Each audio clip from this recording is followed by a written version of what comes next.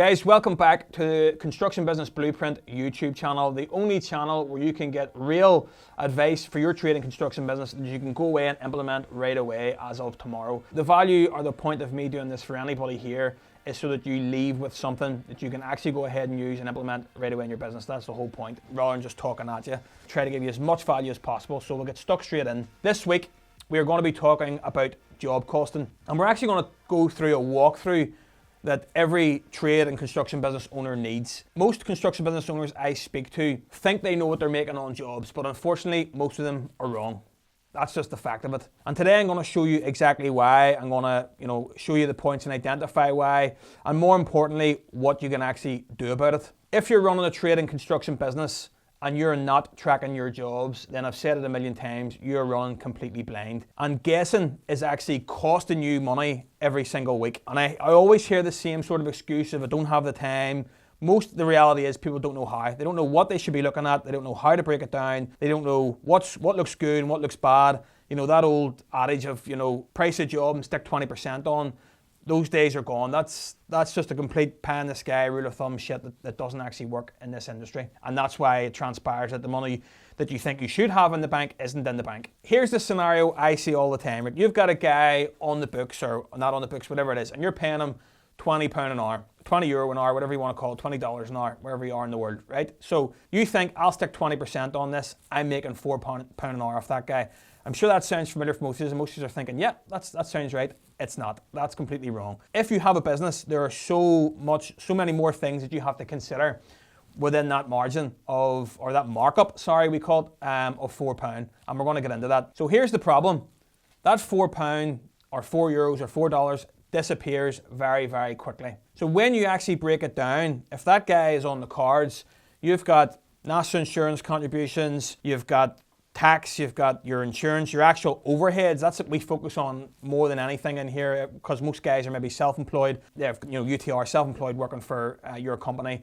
We have to factor in the overheads. Just saying sticking 20% on the £20 an hour isn't actually 20% pure and absolute profit, because you're not taking into account the overheads that your business is incurring and keeping that guy where he is and what he's doing, and you managing that guy either. I'll give you an example of my own clients. When we actually, pull the curtain back on what their overheads are, their overheads are coming in anywhere between 15 to 25%. So that means on any sort of number that whether it's materials or whether it's labor, you'd need to be putting on a 20% markup just to break even in your business, to cover your salary, your admin, your vans, your insurance, all the things that keep the business generating, running, and keeping the lights on. When you actually break it down, that 20% is probably you breaking even, or maybe making a small 5 or 10%.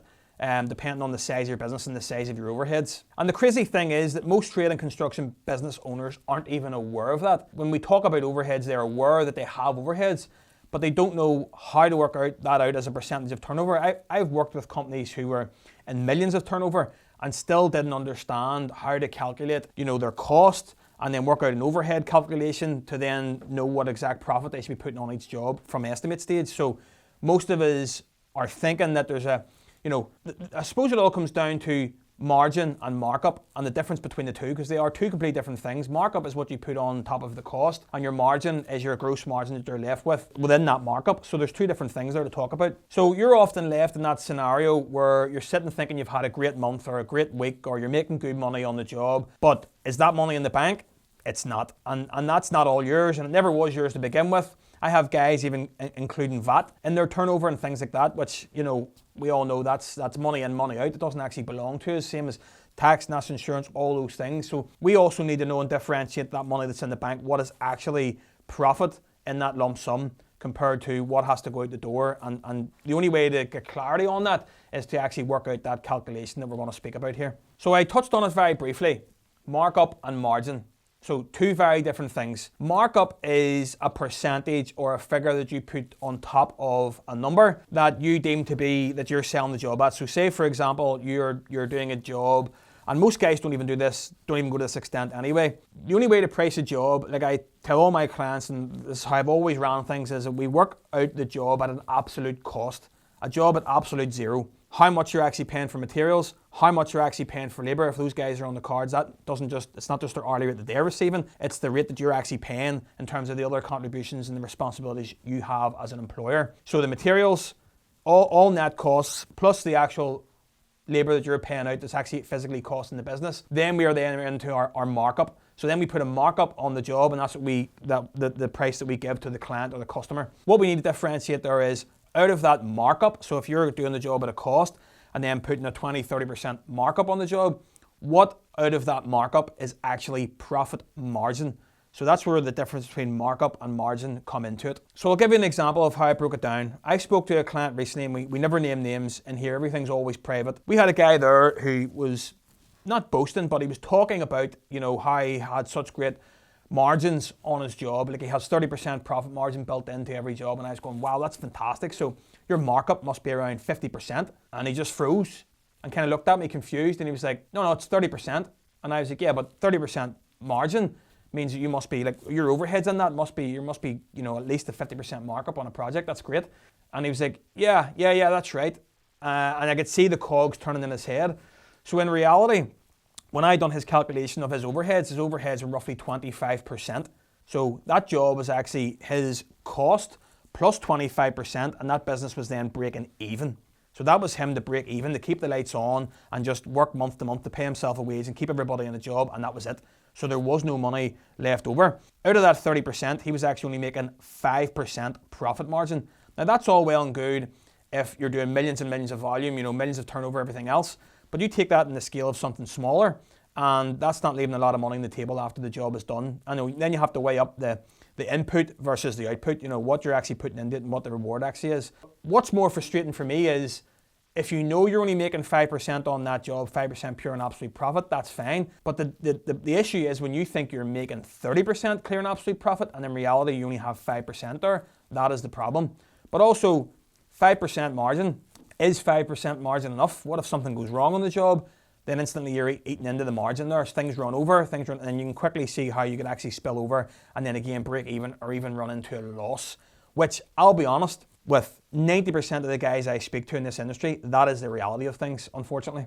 Because here's the thing, that 9 times out of 10, when I ask construction business owners, can you prove you're doing well? I'm doing well, you have money on the jobs. Can you prove it? Show me what you made in your last project. They can't. What was your margin on your last project? No idea. What was the markup you put in that job? Well, 30% markup. What was your true cost in that job at the end? What did you estimate it at against what it actually cost you? No idea. So the reality is everything is done on a feeling. I think it's going well. I feel it's doing all right. But a feeling doesn't tell you whether the last job actually made you money or cost you money. Because the reality is numbers don't lie. So what we need to get clear on is what exactly each job is actually returning. And that starts with a proper job cost report. It even starts before that, it even starts from pricing the job. So we'll just quickly run through this now that each and every person could do very, very easily. Anybody listening to this can actually take this process through the next job that you're pricing or through a job that has already, you've already won, and you can actually reverse engineer to find it out. How you would do this for pricing the next job is take that job and get a quantity of materials. We'll call it a BOQ in the construction world, a bill of quantities, and we base that on a schedule of rates, etc., etc. So pretty much all that is in layman's terms is a list of materials, and then we put quantities against those materials. But what we need to do is we actually need to find out the cost of that materials. Now I'm not saying it needs to be an exact science. So, if you're saying you need 20 meters of skirting board, stick 20% onto the quantity for wastage and whatever else. Same as you do with carpets, you would do with tiles, you would do with whatever. Always leave a wee small room there for error on the side of caution. But what that shows us is then we need to price the materials at an absolute cost. What this is actually going to cost the business after I buy all these materials. Then we need to look at the labour. So don't just say, okay, it's going to take 4 lads 2 weeks to do this job.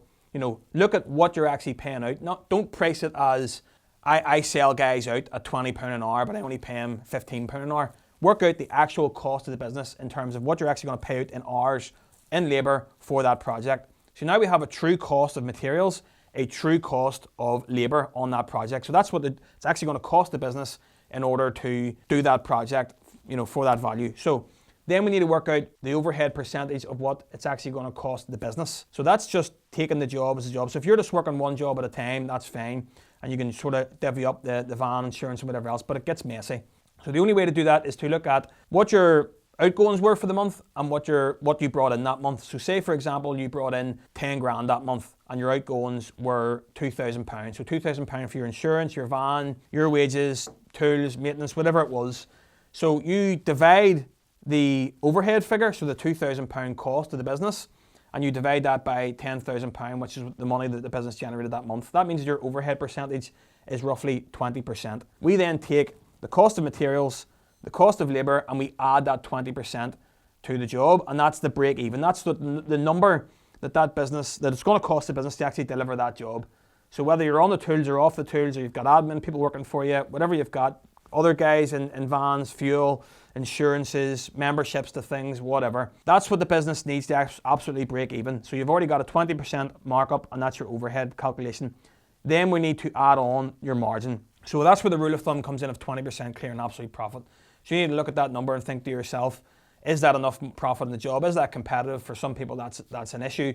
They have to be competitive on jobs. For other people, they've got to run of the market. Some of my clients are up into the 50 and 60% of markups with 30 to 40% profit margins built into those jobs, so it is possible. That's kind of how we work it out from the estimate stage.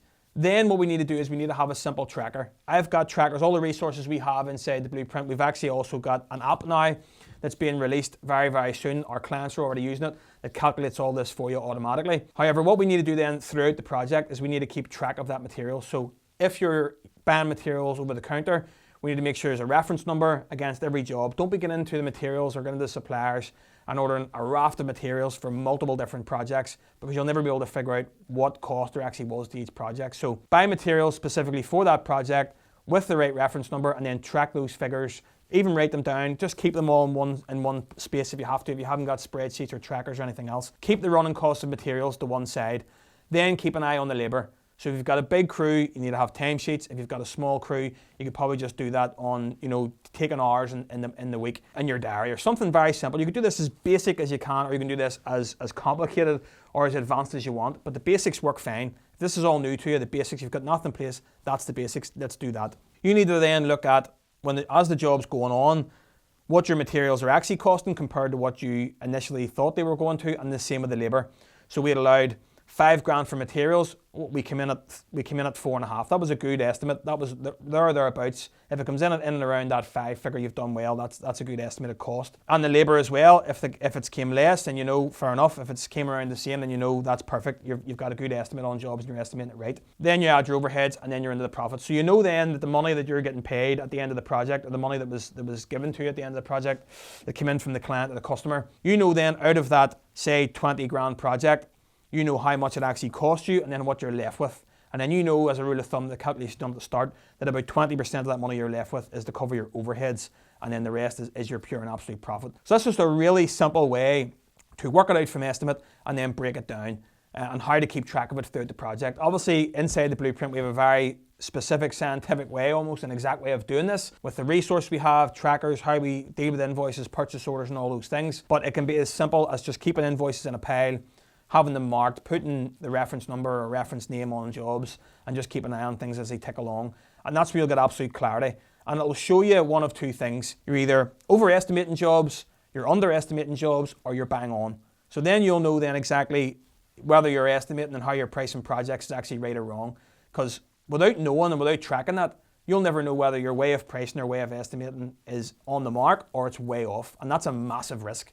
You should not be submitting a cost to any customer or client or anything or other contractor without knowing what profit you have or what you'll be coming away with on that project as you're handing that price over.